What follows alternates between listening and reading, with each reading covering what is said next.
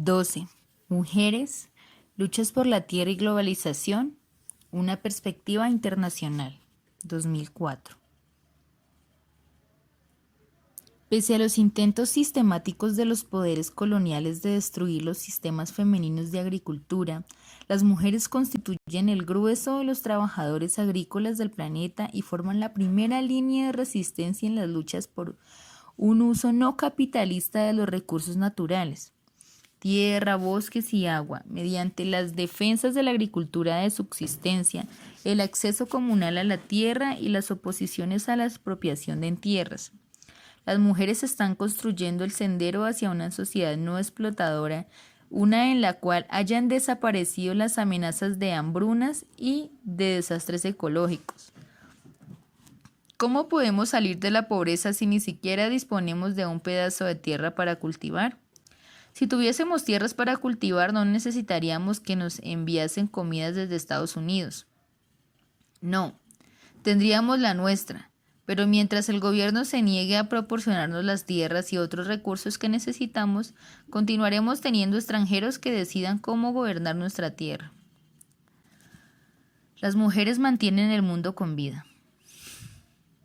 Hasta hace poco, los temas relacionados con la tierra y las luchas por las defensas de esta no habían logrado generar intereses entre la mayor parte de norteamericanos, a no ser que fuese granjeros o descendientes de nativos americanos, para quienes la importancia de la tierra como cimiento para la vida es al menos culturalmente todavía primordial.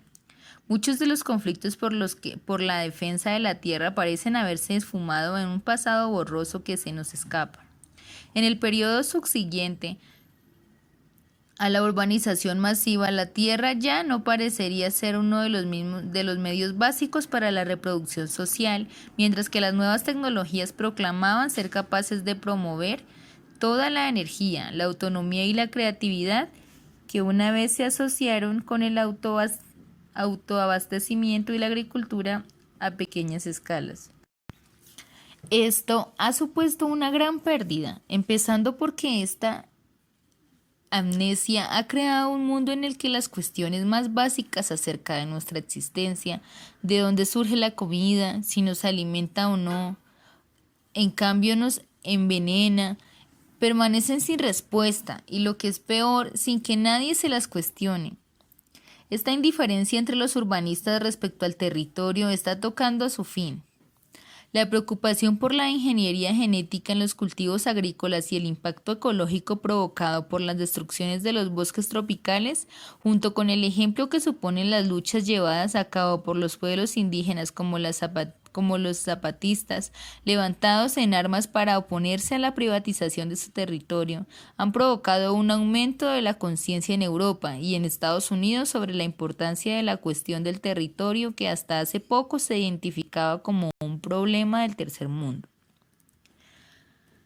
Como consecuencia de este cambio conceptual, hoy en día se asume que la tierra no es un factor irrelevante para el capitalismo moderno. La tierra es la base material esencial para el trabajo de subsistencia de las mujeres, que a su vez es la principal fuente de seguridad alimentaria de millones de personas en todo el mundo. En este contexto, que hay que analizar las luchas que las mujeres desarrollan en todo el planeta, no solo como de manera de reapropiarse de la tierra, sino también como forma de impulsar la agricultura de subsistencia y la utilización no comercial de los recursos. Son esfuerzos extremadamente importantes, no solo porque gracias a ellos sobreviven miles de millones de personas, sino porque nos señalan los cambios que tenemos que realizar. Si queremos contribuir a una sociedad en la que nuestra reproducción no tenga lugar a expensas de otras personas y que tampoco signifique una amenaza para la continuidad de la vida en este planeta. Mujeres y tierra, una perspectiva histórica. Es un hecho indiscutible, pero a la vez de difícil cuantificación tanto en las áreas urbanas como en las rurales, que las mujeres son las agricultoras de subsistencia del planeta. Es decir, las mujeres producen la mayor parte de los alimentos consumidos por sus familiares o que se venden en los mercados por el consumo cotidiano, especialmente en África y Asia, donde vive el grueso de la población mundial. Es difícil estimar el alcance de la agricultura de subsistencia, ya que en su mayor parte no es un trabajo asalariado y a menudo no se producen en granjas formales. A esto habría que añadir que muchas de las mujeres que lo realizan no lo perciben como un trabajo. Esto camina en paralelo con otro factor económico bien conocido. El número de trabajadoras domésticas y el valor de su trabajo es difícil de calcular. Dado que el capitalismo está orientado a la producción para el mercado, el trabajo doméstico no se contabiliza como trabajo y aún muchas personas no lo consideran un trabajo de verdad. Las agencias internacionales como la Organización de las Naciones Unidas para la Alimentación y Agricultura FAO, la Organización Internacional del Trabajo OIT y las mismas Naciones Unidas a menudo han hecho caso omiso de las dificultades que presenta el cálculo de la agricultura de subsistencia, pero sí que han reconocido que depende mucho de la definición que se utilice a cada momento. Por señalar un ejemplo, afirman que en Bangladesh la participación de las mujeres en la mano de obra eran del 10% según la encuesta de la población activa de 1985 a 1986. Y sin embargo, cuando en 1989 esta misma investigación incluyó el cuestionario de actividades específicas como la trilla de cultivos, el procedimiento de alimentos y las crías de aves, el índice de actividades económicas creció hasta un 63% al cuadrado. No es sencillo entonces evaluar exactamente en función de las estadísticas disponibles cuántas personas y cuántas mujeres en particular están involucradas en la agricultura de subsistencia, pero lo que está claro es que suponen una cantidad importante. En el África subsahariana, por ejemplo, según la FAO, las mujeres producen hasta el 80% de todos los alimentos básicos para el consumo doméstico y para el comercio, teniendo en cuenta que la población de África subsahariana es de casi 750 millones de personas y que un gran porcentaje de la misma está compuesta por niños. Esto significa que más de 100 millones de mujeres deben de ser agricultoras de subsistencia. Tal y como señala el eslogan feminista, las mujeres sujetan más de la mitad del cielo. Se debería reconocer lo asombroso de la persistencia de la agricultura de subsistencia si consideráramos que para el desarrollo capitalista ha sido prioritaria la separación de los productores agricultores, en especial las mujeres, de la tierra, y esto tan solo puede ser explicado por las tremendas luchas que las mujeres han llevado a cabo para resistir la mercantilización de la agricultura. Evidencias de esta lucha se encuentran a lo largo de toda la historia de la colonización de los Andes a África. Como respuesta a la explotación territorial de los españoles, las mujeres de México y de Perú durante los siglos XVII y XVIII escaparon a las montañas, reunieron allí a las poblaciones para resistir a los invasores extranjeros y se convirtieron en las defensoras más devotas y acérrimas de las antiguas culturas y religiones, basadas en la adoración a los dioses de la naturaleza. Más tarde, durante el siglo XIX en África y Asia, las mujeres defendieron los sistemas agrícolas femeninos tradicionales de los ataques sistemáticos de los colonizadores europeos, lanzaron para desmantelarlos y redimir las labores agrícolas como un trabajo masculino. Como Esther Boserup, entre otras, ha demostrado en relación a África Oriental, no solo los funcionarios coloniales, los misioneros y después los granjeros impusieron el cultivo comercial a expensas de la producción alimentaria, sino que también excluyeron a las mujeres africanas que realizaban la mayor parte de los trabajos agrícolas, del aprendizaje de los sistemas modernos de agricultura y de asistencia técnica. Invariablemente privilegiaban a los hombres en lo tocante a las asignaciones de terreno, incluso cuando se ausentaban de sus casas. Gracias a esto, además de erosionar los derechos tradicionales de las mujeres en relación con su participación en los sistemas de tierras comunales y como cultivadoras independientes, los colonizadores y los granjeros de este tipo introdujeron nuevas divisiones entre hombres y mujeres. Impusieron una nueva división sexual del trabajo basada en la subordinación de las mujeres a los hombres, que según los esquemas colonialistas incluía la cooperación no remunerada de sus maridos a la labranza de los cultivos comerciales. De todas maneras, las mujeres no aceptaron Las mujeres no aceptaron sin protestar este deterioro de su posición social. En el África colonial, cada vez que temían que el gobierno fuera a vender sus terrenos o apropiarse de sus cultivos, se rebelaban. Ejemplar fue la protesta de las mujeres que se organizaron contra las autoridades coloniales en Kedjon, Keku y Kedjon, Ketiguk en 1958. Furiosas por los rumores que afirmaban que el gobierno iba a poner a la venta sus tierras, 7.000 mujeres marcharon repetidas veces sobre Bamenda, capital de la provincia en aquel momento, y en su más larga estancia acompañaron fuera de los edificios administrativos de las colonias británicas durante 2 semanas, cantando fuertemente y haciendo sentir su alborotada presencia. En la misma región, las mujeres lucharon contra la destrucción de sus cultivos de subsistencia debido al forrajeo del ganado propiedad de la élite masculina local o por los nómadas fulaní, a los que las autoridades coloniales habían garantizado derechos de pastoreo estacionales con la idea de recaudar impuestos por el ganado.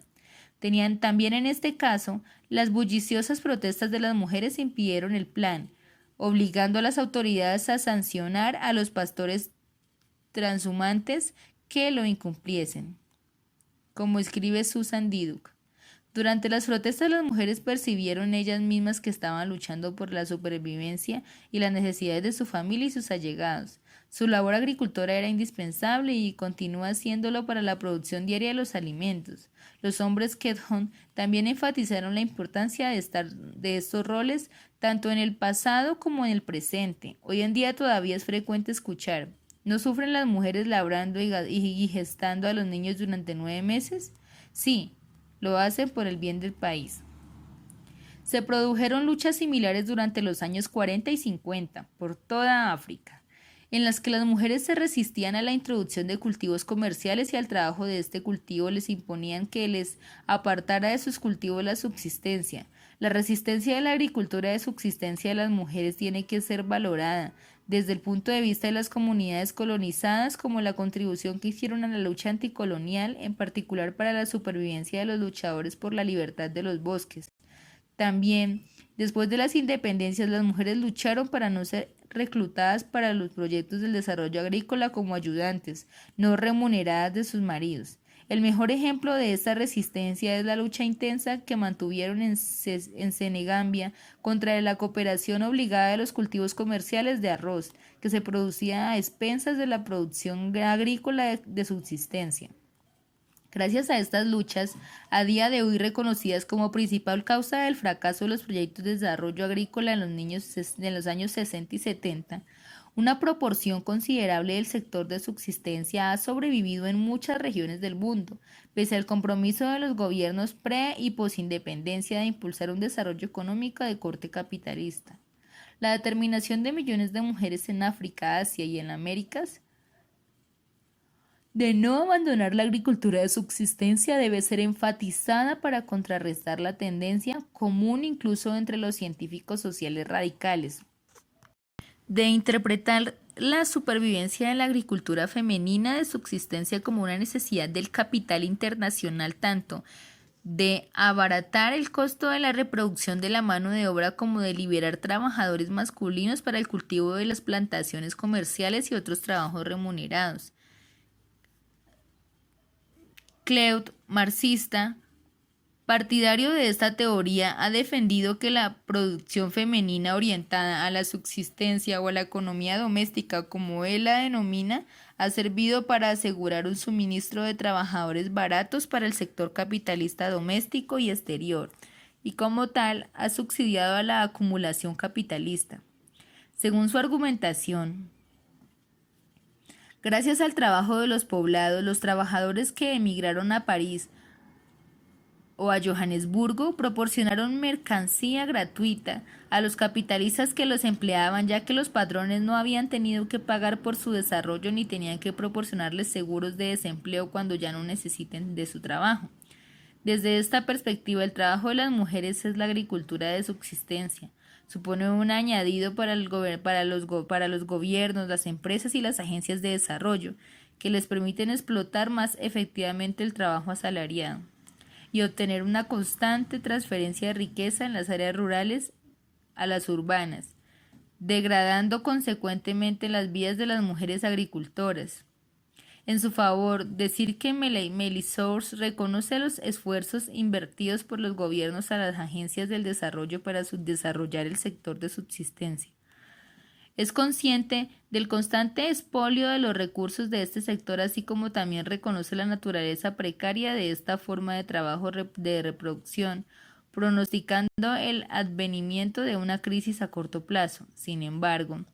no es capaz de identificar la importancia de la lucha soterrada por la supervivencia del trabajo de subsistencia y lo necesario de su continuidad, pese a los ataques lanzados sobre él desde el punto de vista de la capacidad de la comunidad de resistir la invasión de las relaciones capitalistas.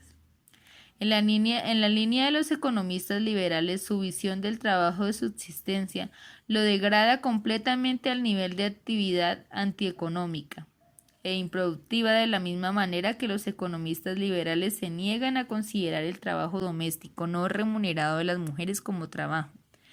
Por eso, los economistas liberales, incluso cuando parecen tomar una posición feminista, proponen como alternativa proyectos generadores de ingresos, el remedio universal a la pobreza y presumiblemente la clave para la emancipación de las mujeres en la era neoliberal.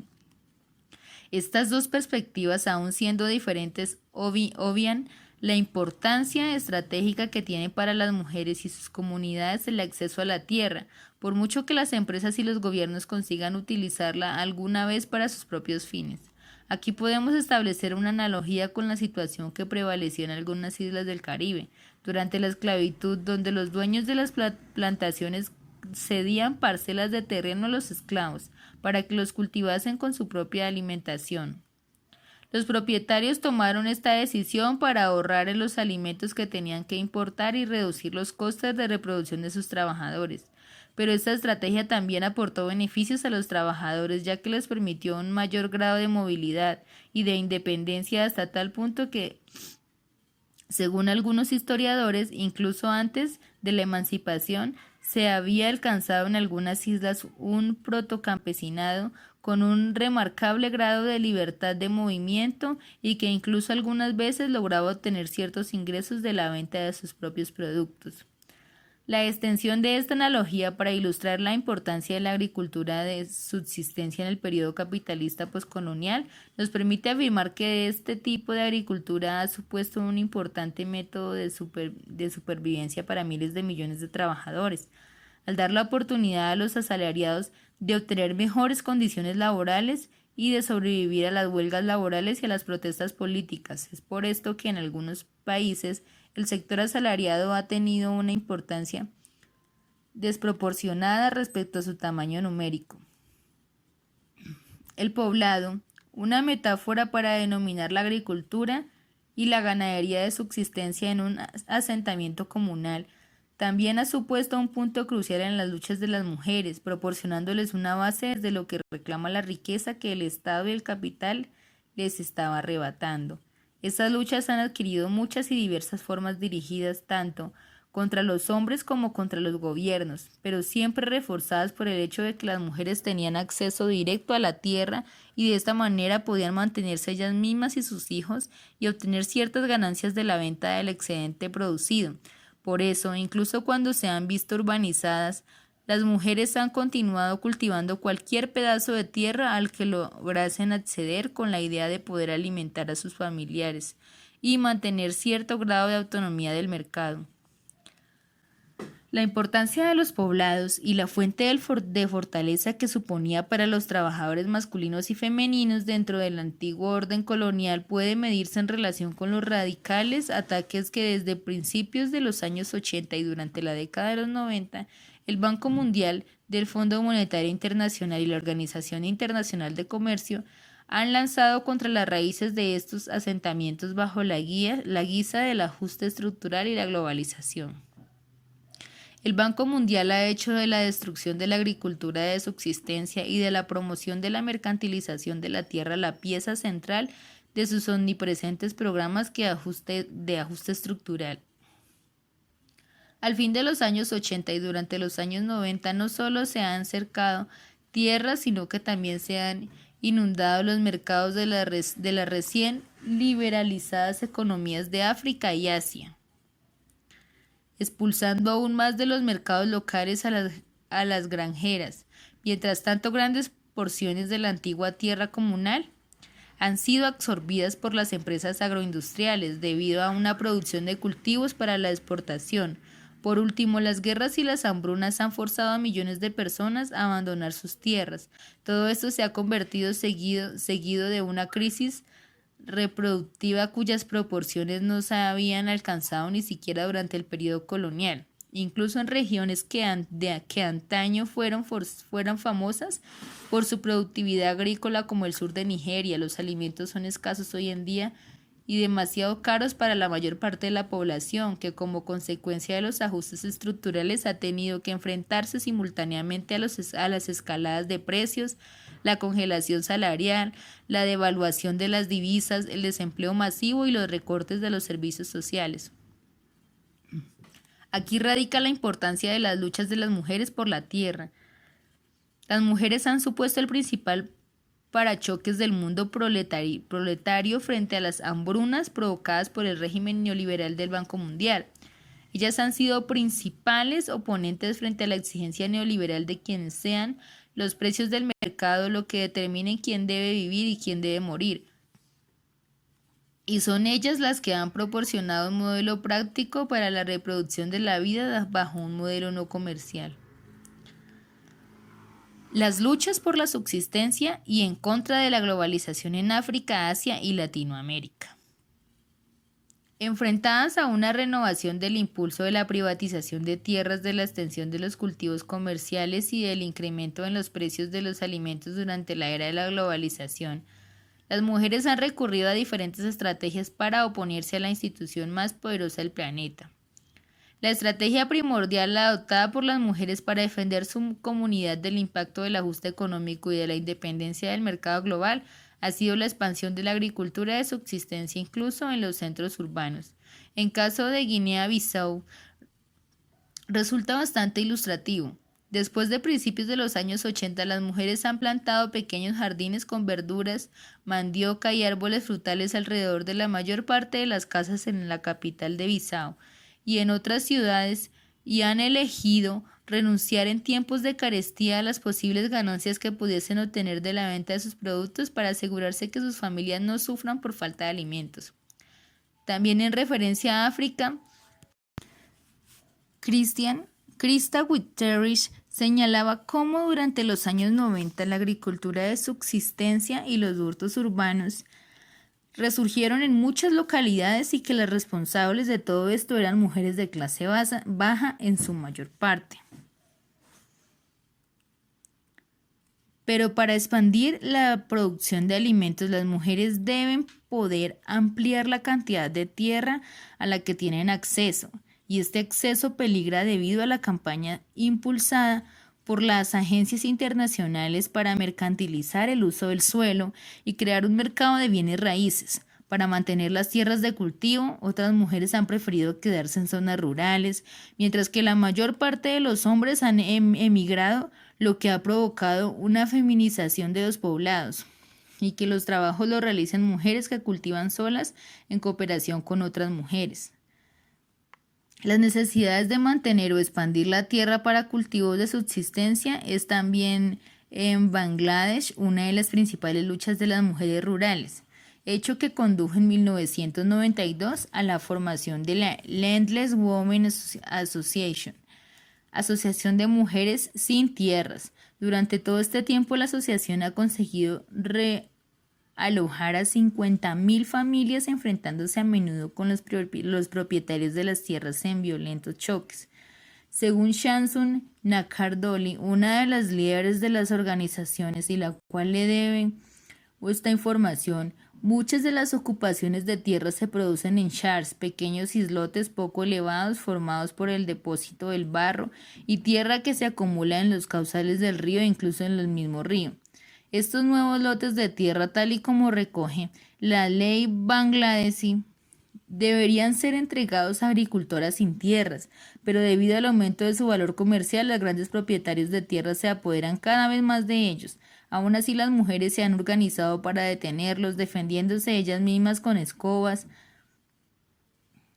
lanzas de bambú e incluso cuchillos. También han instalado sistemas de alarma para avisar a otras mujeres cuando se acercan los botes de los propietarios o sus matones y así resistir sus ataques o evitar que llegue a desembarcar. Luchas similares por la defensa de la tierra se han mantenido en Sudamérica, en Paraguay y la Coordinación de Mujeres Campesinas. Se formó en 1985 en alianza con el Movimiento Campesino Paraguayo para reclamar la distribución de tierras, como señala Howe Fisher. Fue el primer movimiento de mujeres campesinas que salió a la calle para defender así sus demandas y que incorporó a sus reclamaciones la preocupación de las mujeres, condenando al mismo tiempo su doble opresión como campesinas y como mujeres. El punto de inflexión de la CMC llegó cuando el gobierno prometió grandes lotes de tierra al movimiento campesino en la zona boscosa cercana a la frontera con Brasil. Las mujeres tomaron esta cesión de terreno como una oportunidad para organizar una comunidad modelo, juntándose para cultivar colectivamente sus parcelas de terreno, como relata Geraldina, una de las primeras fundadoras.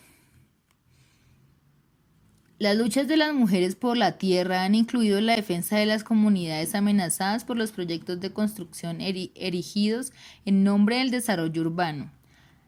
Los conceptos vivienda y realojo tradicionalmente han conllevado la pérdida de tierra para la producción alimentaria. Un ejemplo de resistencia de este tipo es la lucha sostenida por las mujeres en Cahuala, un barrio de Kampala, en el que el Banco Mundial junto con el Ayuntamiento de Kampala patrocinó durante 1992 y 93 un gran proyecto de construcción de vivienda que amenazaba con destruir buena parte de las tierras agrícolas, no subsistencia alrededor acerca de las casas de los habitantes de la zona. No sorprende que fuesen las mujeres las que se organizaron más energéticamente contra el proyecto, mediante la formación de un comité de vecinos, Abataca, obligando finalmente al Banco Mundial a retirarse del proyecto, en palabras de una de las mujeres que lideraba el movimiento. Mientras que los hombres evitaban el conflicto, las mujeres tuvieron la fuerza de decir todo lo que pensaban en los encuentros con representantes del gobierno. Las mujeres eran más ruidosas porque les afectaba directamente. Es muy duro para las mujeres estar sin ningún tipo de ingreso. Mayor parte de esas mujeres se les encargaba alimentar a sus hijos y sin ningún tipo de ingreso o comida no pueden hacerlo. Si vienes y les arrebata su tranquilidad y sus ingresos, van a luchar, y no porque lo deseen, sino porque las han oprimido y reprimido.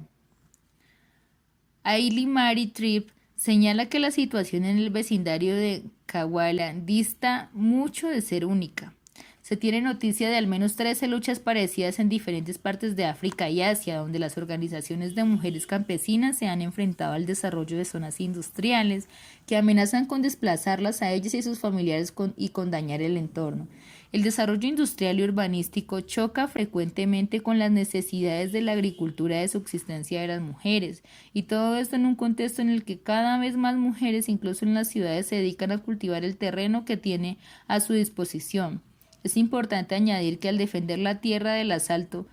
de los intereses comerciales y reafirmar el principio de que la tierra y la vida no están en venta, de nuevo las mujeres, tal y como hicieron en el pasado frente a la invasión colonial, están defendiendo la historia y la cultura. En el caso de Cahuala, la mayor parte de los residentes de la tierra en disputa llevaban viviendo allí durante generaciones, y allí era donde estaban enterrados sus familiares, evidencia final para muchos ugandeses de la propiedad de la tierra. Hay que mencionar otros dos tipos de desarrollo junto a la defensa de las mujeres de la producción de subsistencia. Primero, la formación del sistema autosuficiente regional dirigidos a garantizar la seguridad alimentaria y a mantener una economía basada en la solidaridad al rechazo a la competitividad. El ejemplo más impresionante a este respecto nos llega en la India, donde las mujeres han formado la National Alliance for Women, Food Rights, Alianza Nacional de los Derechos Alimentarios de las Mujeres, un movimiento nacional compuesto por 35 grupos de mujeres. Uno de los principales esfuerzos de la alianza se ha centrado en la campaña en defensa de la economía basada en el cultivo de las semillas de mostaza, un cultivo crucial para muchas mujeres de la India, tanto del ámbito rural como urbano. Este cultivo de subsistencia se ha visto amenazado por los intentos de las corporaciones multinacionales radicales en Estados Unidos de imponer la soja genéticamente modificada como fuente de aceite de cocina. La soya. En respuesta a esto, la alianza ha desarrollado vínculos directos entre productos y consumidores, con el objetivo de defender el modo de vida de los granjeros, las diferencias de elecciones culturales de los consumidores, tal y como declaró Vandana Shiva, una de las líderes del movimiento. En sus propias palabras, protestamos contra las importaciones de soya y reclamamos que se prohíba la importación de productos de soya genéticamente modificada, como cantan las mujeres de los guetos de Delhi, Sarson Bachao Soya Pagao, que quiere decir, salvemos la mostaza, abandonemos la soya. Según a lo largo del planeta, las mujeres han liderado las luchas contra la tala comercial y por la protección y la reforestación de los bosques, pilares de la economía de la subsistencia de los habitantes de cada zona afectada, ya que les proporcionan alimentos además de combustible y medicinas y también actúan como eje de las relaciones comunitarias. Vandana Shiva, haciéndose eco en el testimonio que proviene en todas las partes del planeta, afirma que son la mayor expresión de fertilidad y productividad del planeta. De esta manera, cuando las selvas caen bajo el ataque de la tala intensiva, también significa una sentencia de muerte para los miembros de las tribus que en ella viven, especialmente para las mujeres. Por ello, las mujeres hacen todo lo que pueden para evitar estas talas en este contexto. Shiva cita a menudo el movimiento Chipko, un movimiento de mujeres en Granwal, a los pies de Himalaya, que a principios de los años 70 utilizaban la táctica de abrazarse los árboles que iban a ser talados, interponiendo sus cuerpos entre ellos y las sierras cuando aparecían los leñadores, mientras que las mujeres de Granwal se movilizaban para evitar las talas de las selvas en los pueblos del norte de Tailandia. Se protestaba contra las plantaciones de eucalipto impuestas a la fuerza de los terrenos que anteriormente les había expropiado. Con el apoyo del gobierno militar tailandés, una compañía papelera japonesa. En África ha supuesto una importante iniciativa el movimiento Cinturón Verde, que bajo el liderazgo de Wangari Maathai crea zonas verdes alrededor de las principales ciudades y que desde 1977 ha plantado decenas de millones de árboles, previniendo la deforestación, la pérdida de suelos, la desertización y la escasez de madera para combustible. Sin embargo, la lucha más sorprendente por la supervivencia de las selvas tuvo lugar en Delta de Níger, donde los manglares se encuentran en constante peligro debido a la extracción de crudo. La oposición lleva 20 años organizada y comenzó en Ogaref en 1984, cuando miles de mujeres del área citaron la planta de la empresa Pan Ocean, demandando compensaciones por la destrucción de los acuíferos de los árboles y del terreno para demostrar su determinación. Las mujeres amenazaron con desnudarse en el caso de que se ignorasen sus reclamaciones, amenaza que cumplieron cuando llegó el director de la empresa, quien se encontró rodeado de miles de mujeres desnudas, una grave maldición a los ojos de la comunidad de Delta del Níger, que lo convencieron para que aceptase efectuar los pagos de compensación. La lucha por la defensa del territorio también se desarrolla desde los años 70 en el sitio más insospechado del mundo, la ciudad de Nueva York. El movimiento de protesta que ha adquirido aquí, entre otras formas, la de los hurtos urbanos. La iniciativa surgió de un grupo capitaneado por mujeres llamado Green Guerrillas, que comenzó limpiando parcelas abandonadas en el Lower East Side. En los años 90 ya habían 850 huertos urbanos en toda la ciudad y se habían organizado docenas de agrupaciones comunitarias como la Greening of Harlem Coalition,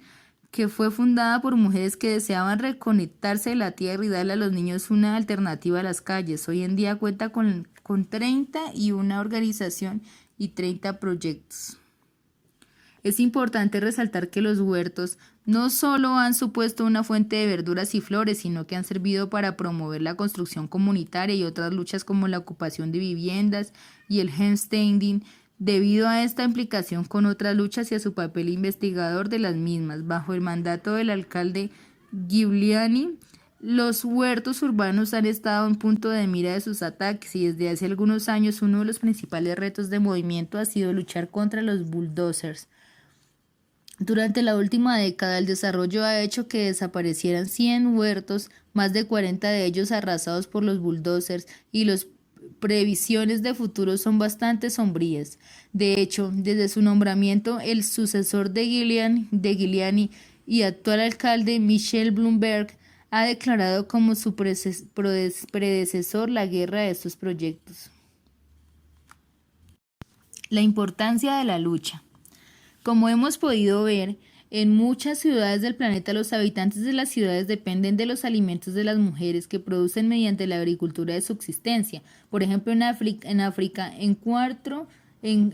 cuarto de la población residente de las ciudades afirma que no podría sobrevivir sin la producción de la agricultura de subsistencia. Esto lo confirma el Fondo de Población de las Naciones Unidas, que afirma que cerca de 200 millones de residentes de las ciudades cultivan alimentos que proporcionan gran parte de los alimentos necesarios a casi 1.000 millones de personas. Si tenemos en cuenta que la mayor parte de los productores de subsistencia son mujeres, podemos entender que los hombres de Kenhon, Camerún, dicen: si las mujeres que mantienen cultivos de subsistencia lo hacen por el bien de la humanidad, gracias a ellas los miles de millones de personas, tanto de zonas rurales como urbanas, que ganan $1 o $2 al día, no se van a pique incluso en tiempos de crisis económica. La producción de subsistencia de las mujeres se enfrenta a la presión de las compañías agroalimentarias para reducir las tierras de cultivo, una de las principales causas del aumento de los precios y de las hambrunas, mientras que aseguran cierto control sobre la calidad de los alimentos producidos y protegen a los consumidores de los cultivos manipulados genéticamente y envenenados con pesticidas. La producción de subsistencia de las mujeres representa una forma de agricultura segura, consideración crucial en un momento en el que los efectos de los pesticidas sobre los cultivos están causando altas tasas de mortalidad y de enfermedades entre los campesinos de todo el mundo, comenzando por las mujeres. Por eso el cultivo de subsistencia otorga a las mujeres los medios esenciales de control sobre la salud y la salud de la vida de sus familias. También podemos observar que la producción de subsistencia contribuye a la creación de un modelo de vida no competitivo basado en la solidaridad, básico para la creación de un nuevo modelo de sociedad. Esta es la semilla de lo que Verónica Benholt Townsend y Maria Mais denominan la otra economía, la que sitúa la vida y todo lo necesario para reproducir y mantener la vida de este planeta en el centro de sus actividades económicas y sociales, frente a la acumulación sin fin del dinero muerto.